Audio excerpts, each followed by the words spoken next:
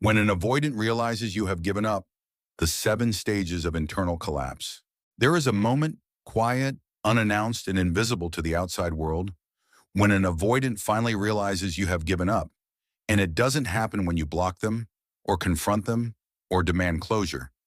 It happens when the emotional tether they relied on, without admitting it, simply goes still. And at first, they don't panic because avoidants are trained by their nervous system to equate distance with safety. So when your energy disappears, their mind tells them this is relief, this is peace, this is what they wanted all along. Yet underneath that calm is the first crack, because something feels off in a way they can't name. A subtle loss of stimulation, a silence that isn't soothing but hollow, and they begin stage 1 of their internal collapse, mislabeling the loss as freedom, convincing themselves that life is easier now, that they can breathe, that they no longer have to manage expectations or emotional responsibility. But this sense of freedom is strangely empty because what they lost wasn't pressure, it was regulation. And they don't realize yet that your presence was helping stabilize emotions they never learned to self-soothe. As days or weeks pass, the second stage begins to unfold. And this is where confusion replaces relief, because the avoidant starts noticing the absence in unexpected moments. When something stressful happens and there's no one checking in, when something good happens and there's no one to share it with, when their phone stays silent in ways it never did before, and they find themselves oddly unsettled by the lack of pursuit, because your consistency had become a background signal of worth. A quiet reassurance that someone was still emotionally available even when they were distant. And now that signal is gone, forcing them to confront an unfamiliar sensation. Emotional freefall, where there is no one chasing, no one anchoring, no one compensating for their emotional absence, and the confusion deepens because their old coping strategies, distraction, work, busyness, emotional detachment, don't fully numb the discomfort this time. Stage 3 is where the internal collapse becomes personal because the avoidant begins to feel something they rarely tolerate for long: self-focused awareness. And this is dangerous territory for an avoidant because it brings them face to face with the possibility that you didn't disappear because you were weak, needy, or unstable, but because you reached clarity. And that realization quietly threatens the story they've always told themselves: that they are independent, that others are too demanding, that relationships fail because people want too much. And now that narrative starts to wobble, replaced by an uncomfortable question they can't quite shake. What if I wasn't as unaffected as I thought? And this is the stage where regret doesn't scream yet, but whispers, where memories surface uninvited. Not the dramatic fights, but the moments of warmth, safety, laughter, and emotional access they never acknowledged while it was happening. Then comes stage 4, the most destabilizing phase, where loss finally registers in the body, not just the mind. And this is when the avoidant feels anxiety without a clear target, restlessness without direction, irritation that seems to come from nowhere, because their nervous system has lost a familiar emotional rhythm. And unlike anxious partners who externalize distress, avoidants internalize it, often misinterpreting emotional pain as boredom, dissatisfaction, or a desire for something new, which is why they might suddenly think about reaching out, not with vulnerability, but with curiosity, a casual message, a neutral check-in, because part of them wants to test whether the door is still open.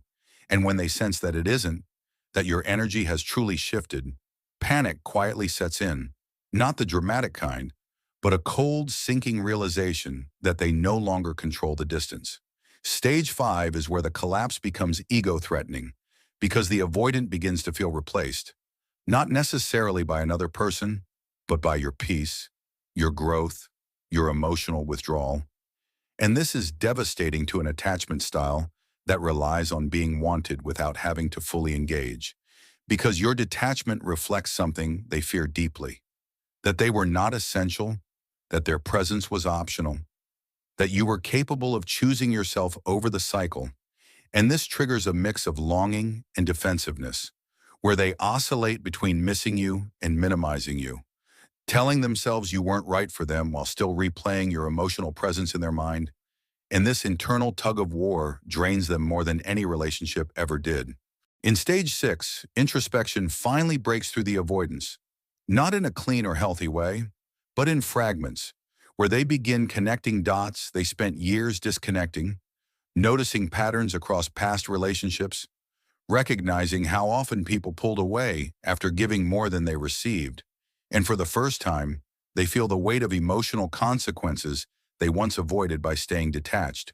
And this is where the internal collapse either becomes a turning point or a defense mechanism, because some avoidance will double down on detachment, convincing themselves they are better off alone, while others feel something shift, an aching awareness that their protective walls didn't just keep pain out, they kept intimacy out too. And now that the person who once tolerated that distance has left, the walls feel less like safety and more like isolation. The final stage is acceptance, but not the peaceful kind people imagine. It's a quiet, heavy resignation where the avoidant realizes that you are not coming back the same, if at all, and that whatever bond existed has fundamentally changed. And this realization forces them to sit with something they've avoided their entire lives, grief without escape, because they can no longer rewrite the story in real time, no longer control the emotional dynamic, no longer rely on your patience as a safety net. And whether they grow from this or repeat the cycle elsewhere depends on whether they choose awareness over avoidance. But one truth remains constant. When an avoidant realizes you have truly given up, the collapse doesn't happen loudly or immediately. It happens slowly, internally, and irrevocably, because losing someone who once stayed, despite emotional distance, is not just a breakup. It's the loss of a mirror that reflected their unhealed patterns back to them, and once that mirror is gone, they are left alone with themselves. At the end, what matters most is not whether the avoidant understands what they lost, but whether you understand what you survived. Because the moment you stopped chasing was the moment you reclaimed your power, your clarity, and your emotional dignity. Their internal collapse may continue quietly, unseen and unresolved, but your healing no longer depends on their awareness or remorse. You don't need closure from someone who could only love you at a distance, and you don't need validation from someone who couldn't meet you where you stood. Walking away wasn't a failure of patience or compassion.